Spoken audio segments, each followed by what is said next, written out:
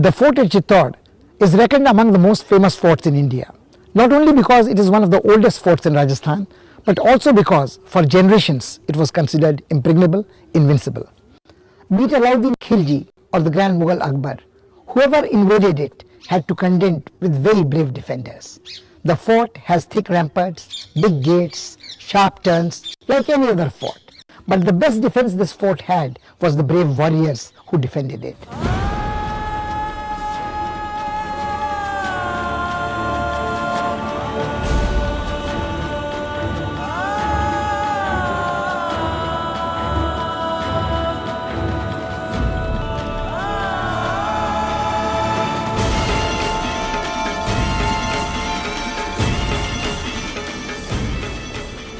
The citadel of Chittorgarh is situated about 100 kilometers away from the city of Udaipur.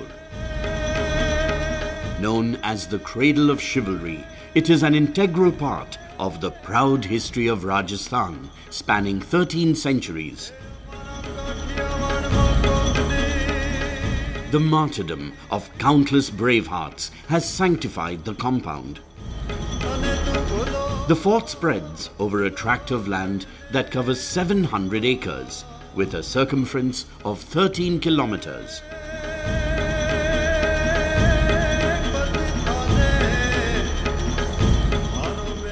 Bappa Rawal, the founder of the Mewar dynasty, defeated the local rulers and captured the site.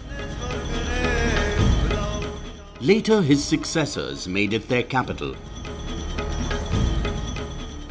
Many of these rulers bravely resisted invaders, setting an example for others. A lot more has been written about Chittorgarh, and a lot more of the stories of the bravery that took place at Chittorgarh are known. So it is one of the kind of standard bearers for Rajasthan history. Fighting to the last is one of the things they talk about. Bravery, not turning one's back, those are some things that come to mind.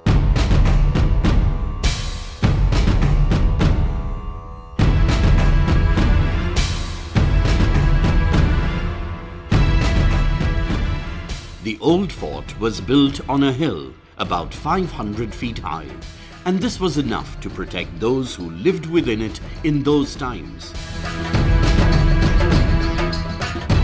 It was Maharana Kumbha who strengthened the fortifications in the 15th century to withstand the emerging strategic challenge.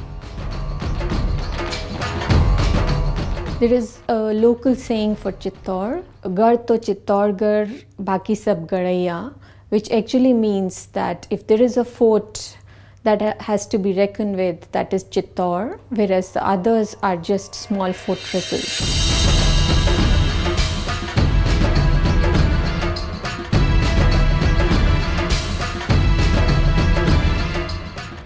Ramparts were raised in 2 or 3 rows all around to provide stronger defense. These were built on top of strong rocks.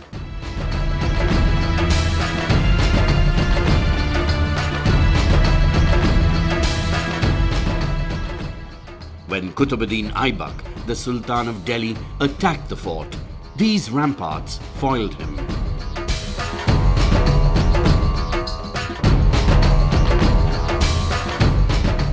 It was the wealthiest fort. It commanded the countryside and it also commanded the resources. There was phenomenal wealth in Gujarat, and Chittorgarh stood between the Sultanate of Delhi and Gujarat. And they all wanted to reach Gujarat, its wealth and its access to the sea, and Chittorgarh was the bastion between them. So to conquer Chittorgarh was to command north and south.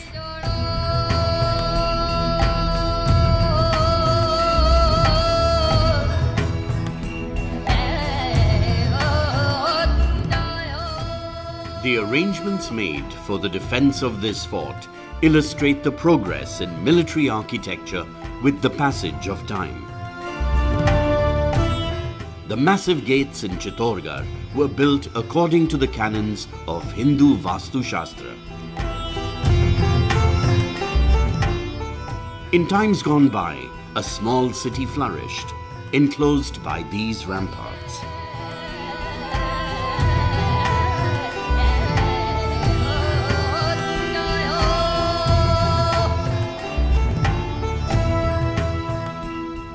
Mere mention of the fort of Chittor conjures up visions of the tragic tale of Princess Padmini.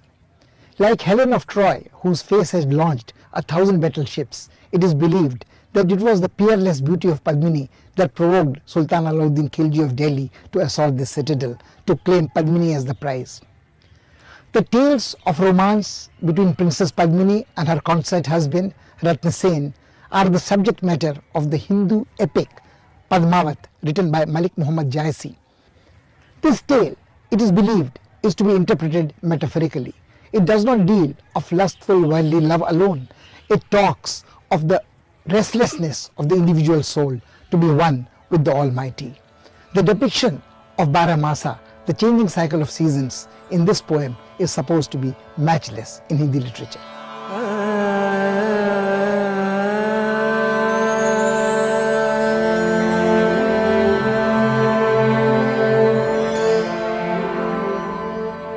The Padmini Palace is perhaps the most famous spot in the fort.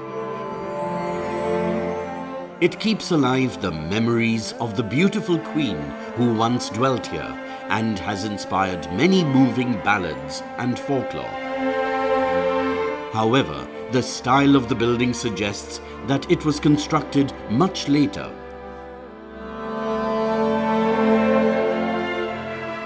He laid siege to Chittorgarh, and when he finally gained access to and he wanted to meet Rani Padmini, he was promised by the Maharana that he could see her reflection in the Padmini Talab.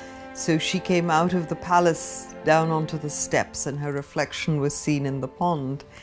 And Alauddin Khilji, of course, fell madly in love with her, and through deceit he was determined to get her through fair means and foul. And then, of course, the famous story of once Chittorgarh fell and Rani Padmini led the Johar of Chittorgarh.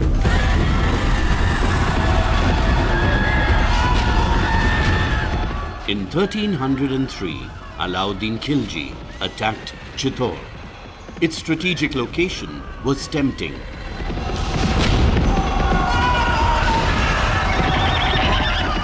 After a long siege, lasting many months, the fort was subdued. The Guardians fought bravely to the last breath. Over 50,000 soldiers were killed.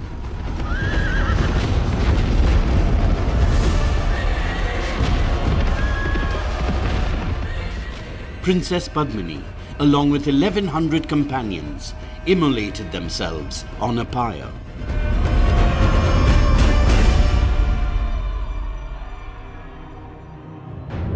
After the battle, scenes of devastation could be seen everywhere.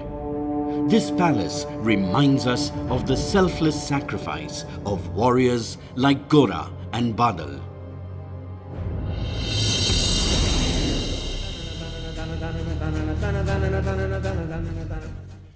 After some time, the Rajputs regained control of the fort, and peace and prosperity returned to Chittor. Mewar reached the zenith of its glory during the reign of Maharana Kumbha.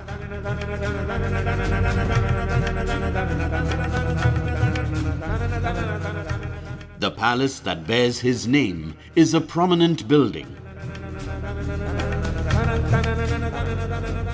It has a large hall of audience, and residential rooms for the queens are built along the corridors.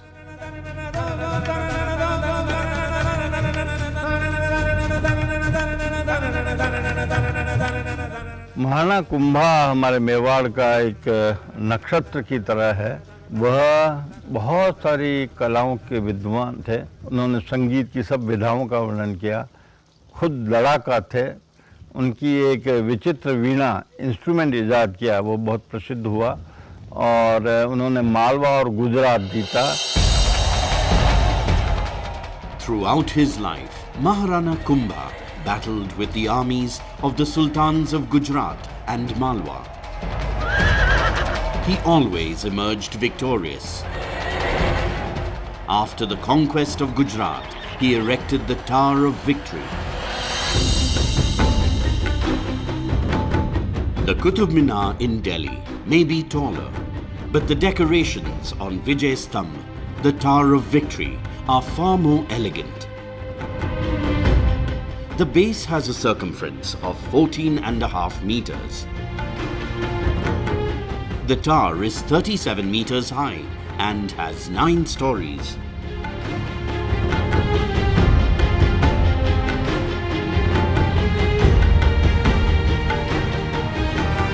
Linkage of the spiritual and the temporal, because the Vijay Stambh is built alongside the temple. Valor was as much an obeisance to God as it was the victory of the king. And I think that interplay defined the way kingdoms were built and India's heritage was built and respected.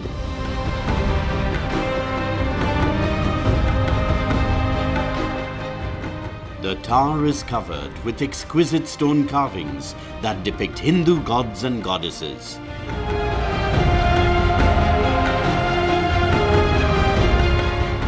Sculptures of the rivers Ganga, Yamuna and Saraswati, along with celestial creatures like Gandharvas and Apsaras, also decorate the walls.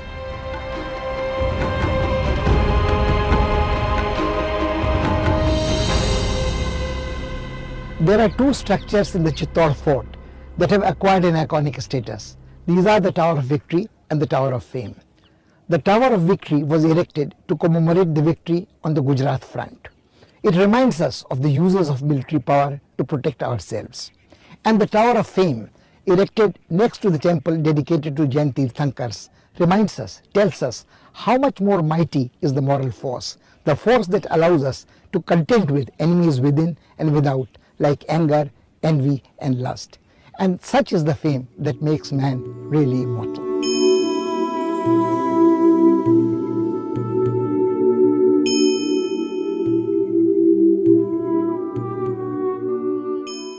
Kirti Stambh, the Tower of Fame, is shorter than the Vijay Stambh, but still it matches it in ornamentation.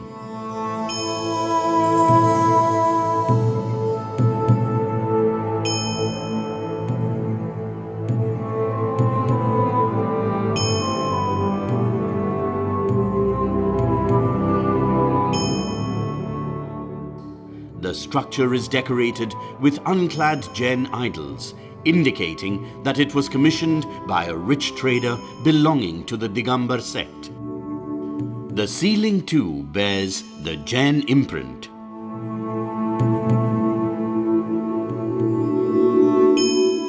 They were great patrons of the arts, and therefore there's music, there is poetry, there is great literature, there are Jain temples, there are Hindu temples.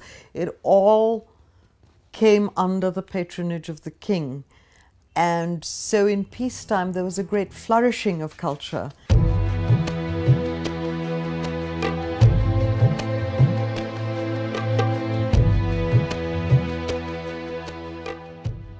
The Satbis Devri temple complex presents glimpses of the evolution of Jain temple building styles between the 14th and 16th centuries.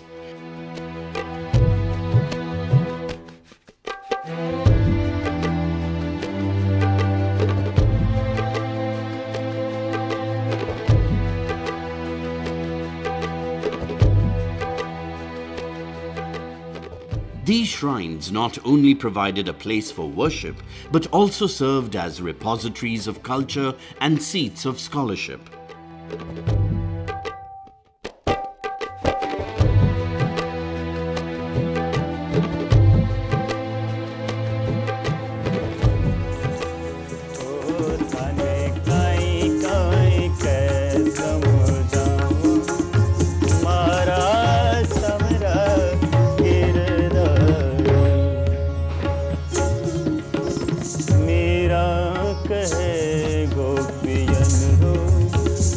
Hello.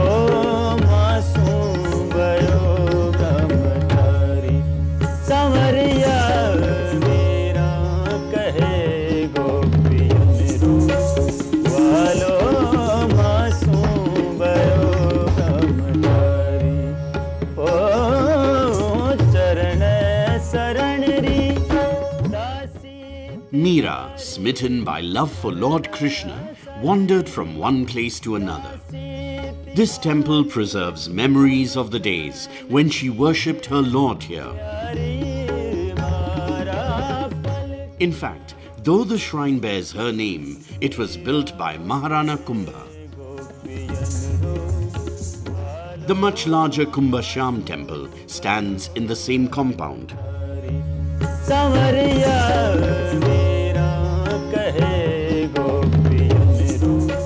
One of the most memorable legends associated with the fort of Chittor is that of Meera. She was a Rajput princess married to a scion of the Chittor family. From the beginning, she was not attracted by the pomp and pageantry of the royal life. She wanted to share her life and her love for Krishna with the common people, be one with them in their sorrows and joys. Meera very courageously took a step to break those shackles of feudalism that restricted a woman from leading her life according to her own wishes. Her songs continue to be sung as devotional songs all over the land, from north to south, east to west, and move all the listeners.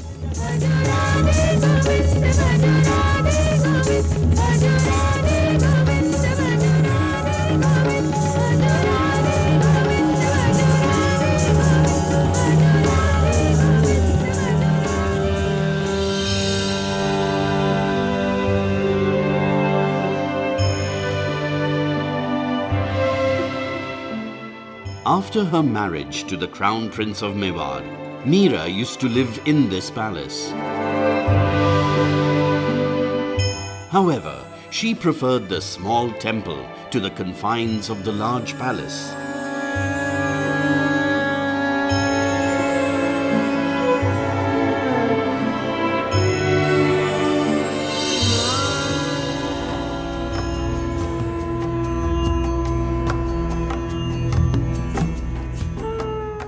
Kumbha Shyam Temple is an imposing edifice that stands close to the Meera temple.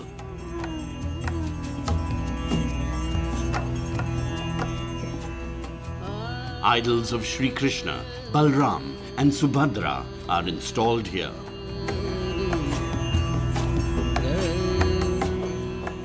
The temple, originally dedicated to Vara Avatar, was built in the Nagar style, sometime between the 8th and the 9th centuries.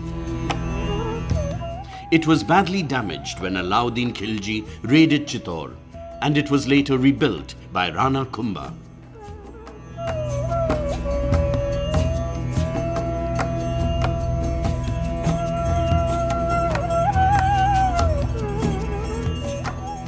देवी देवताओं का अपना एक महत्व रहा है, श्रद्धा भी रहती है, विश्वास भी पनपता है। सारा जब समय युद्ध में बीतना है तो भाग्य जो नियति ये मानते हैं कि ईश्वर के हाथ में है, तो वो सारा इसी ढंग से मंदिरों का महत्व बढ़ता गया।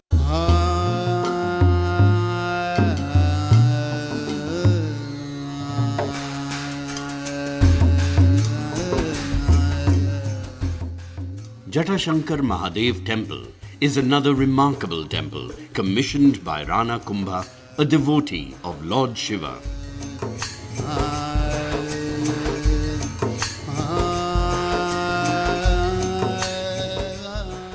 Ancient law maintains that Bhim, the legendary hero of the Mahabharata, worshipped Shiva at this temple.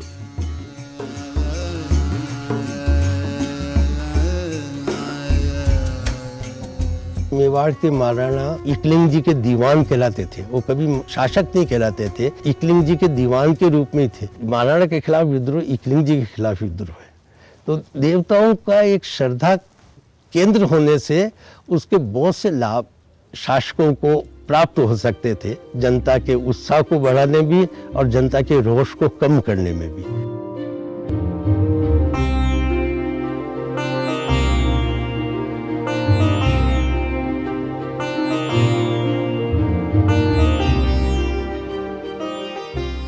This shrine, dedicated to Adbhutnath, one of the epithets of Shiva, was built during the reign of Raimal in the 15th century.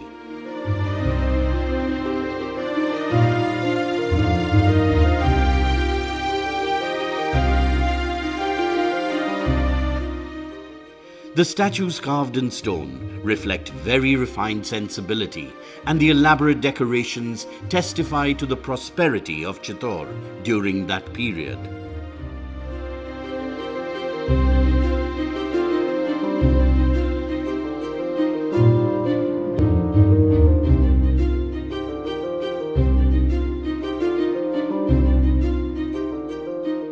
Chittor used to be the heart of Mewar. This is on the route to Gujarat. So all the caravan and trade caravans moving down from Delhi and from Ajmer and from North India towards Gujarat would pass close by through Mewar.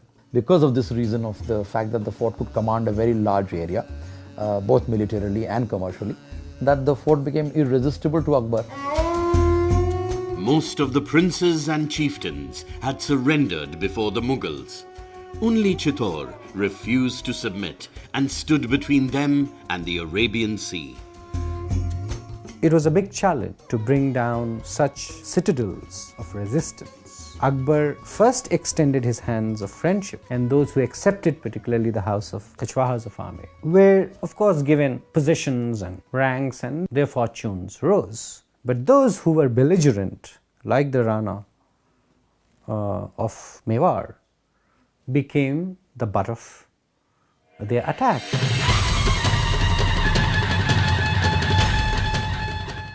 Emperor Akbar invaded Chittor in 1567. The citadel could be captured only after a 3-month-long siege. The infuriated victor ordered the large-scale slaughter of all those who had resisted his forces.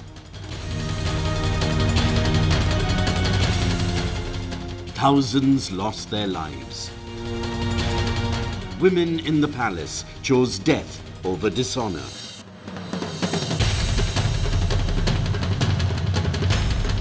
Chittor at that time was defended by a 16-year-old general who died fighting in the siege. Akbar ordered the massacre of the citizens, and this is supposed to be one of the cases where Akbar was particularly brutal in a not-so-brutal career. Akbar was so taken by the bravery of the defenders that he eventually had statues made of the two defenders, and those statues were then put at Agra Fort.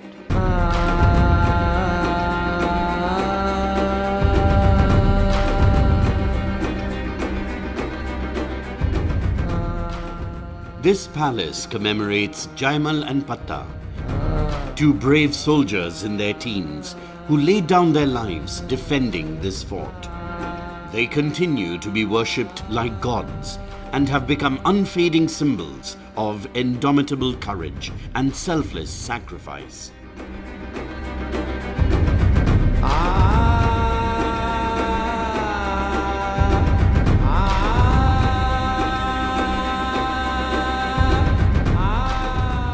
All those who love freedom rank Chittorgarh above all other pilgrimages. I long not to visit Gangasagar, Rameshwar or Kashi. It's only for Chittor that my eyes are always thirsty.